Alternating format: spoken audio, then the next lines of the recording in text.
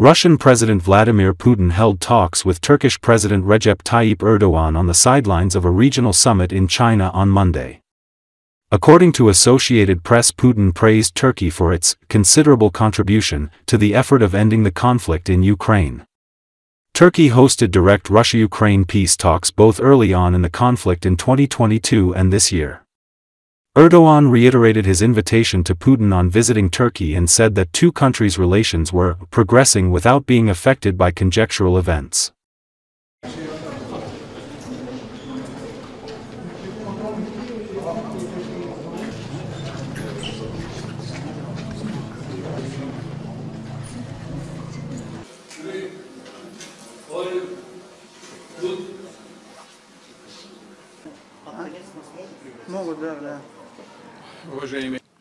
Признательны турецким друзьям за весомый вклад в политико-дипломатические усилия по урегулированию украинского кризиса. На Стамбульской площадке с мая этого года прошло уже 3 раунда прямых российско-украинских переговоров, которые позволили продвинуться в решении ряда практических вопросов в гуманитарной сфере. Уверен, что особая роль Турции в этих делах будет востребована и далее.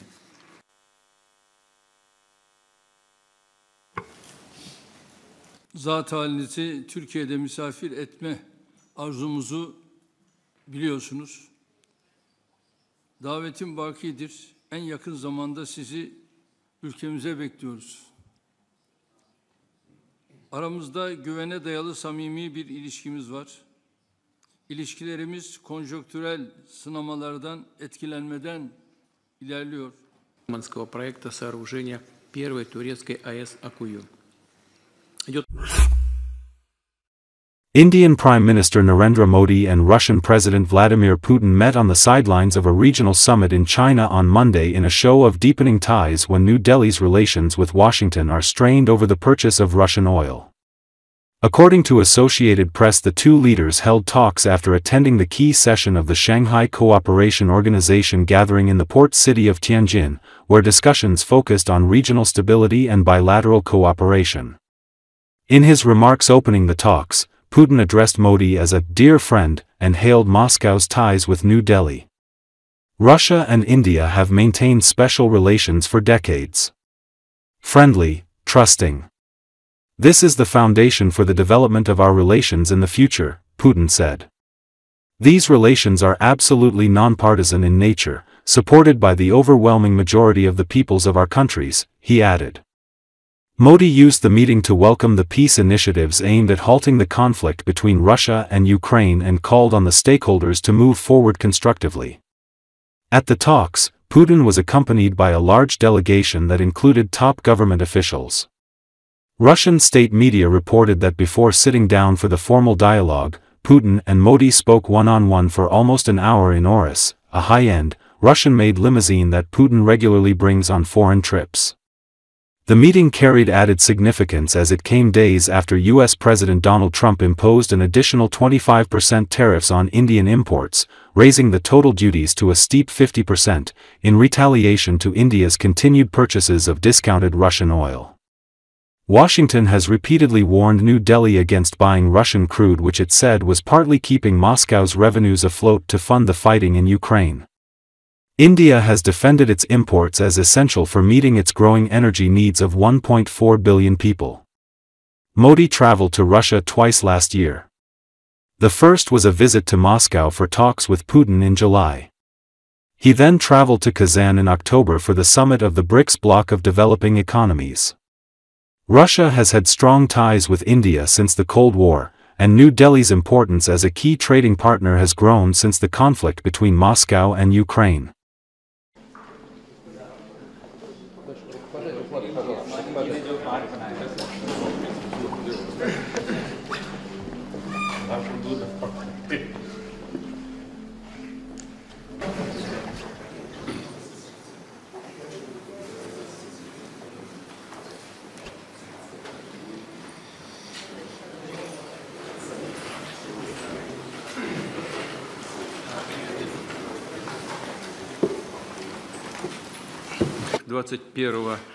декабря исполняется 15 лет со дня принятия совместного заявления, в котором отмечен выход наших отношений на уровень особого привилегированного стратегического партнерства.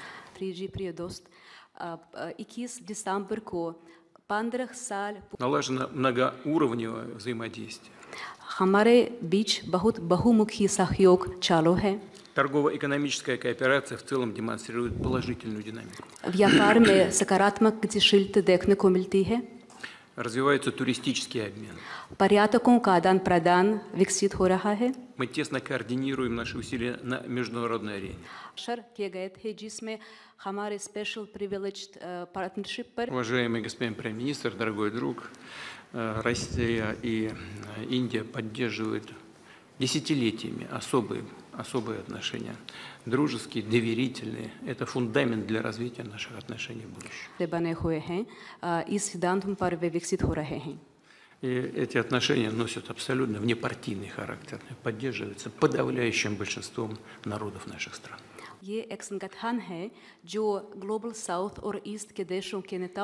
Excellency, ये हमारे special and privilege strategic partnership की गहराई और व्यापकता का परिचायक है।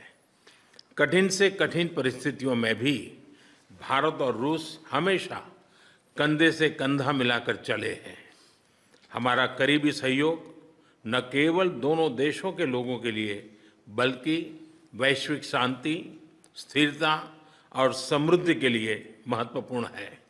Это свидетельствует о том, насколько глубоким и всеобъемлющим. यूक्रेन में चल रहे संघर्ष के विषय में हम लगातार चर्चा करते रहे हैं। हाल में किए गए शांति के सभी प्रयासों का हम स्वागत करते हैं। हम आशा करते हैं कि सभी पक्ष कंस्ट्रक्टिवली आगे बढ़ेंगे, संघर्ष को जल्द से जल्द खत्म करने और स्थायी शांति स्थापित करने का रास्ता खोजना होगा। ये पूरी मानवता की पुकार है। एक्सेलेंसी, एक बार फिर आपका मैं हृदय से बहुत बहुत धन्यवाद करता हूँ। В таких обстоятельствах Индия и Россия всегда шли вперед, плечом к плечу. Fuel shortages in Russia are becoming increasingly threatening. If until recently interruptions were recorded only in certain regions of the Russian Federation, now the crisis is spreading from Primorye to Khabarovsk Krai and has already affected the Jewish Autonomous Region, Volgograd Region and Stavropol Krai. In the Jewish Autonomous Region, local authorities have officially acknowledged that the sale of gasoline to the population in the Leninsky district has been temporarily suspended. Fuel is allocated only for specialized equipment, ambulances, school buses, and life support services. According to the acting deputy chairman of the regional government, Valery Samkov, the reason was interruptions in supplies and the breakdown of agreements between suppliers and customers. In order to somehow control the situation, the authorities have brought in railway workers and started tracking tanks with fuel and lubricants. According to the Far Eastern Railway, the first batches of fuel should arrive within 3 days. However, local residents fear that even after the deliveries, normal operations of gas stations will not be restored because the crisis is already systemic. Problems with gasoline are also being recorded in other regions. In the Volgograd region, according to local media, there is simply no gasoline. In Stavropol, the situation is also critical. From the villages of Sovetskaya to the village of Privolny, only one gas station is functioning. Photos of empty gas stations are being circulated on the internet, for example, in the village of Kurskaya, where there is no fuel at all. Thus, the gasoline crisis is turning from a local problem into a nationwide one against the backdrop of ongoing removal of Russian refineries.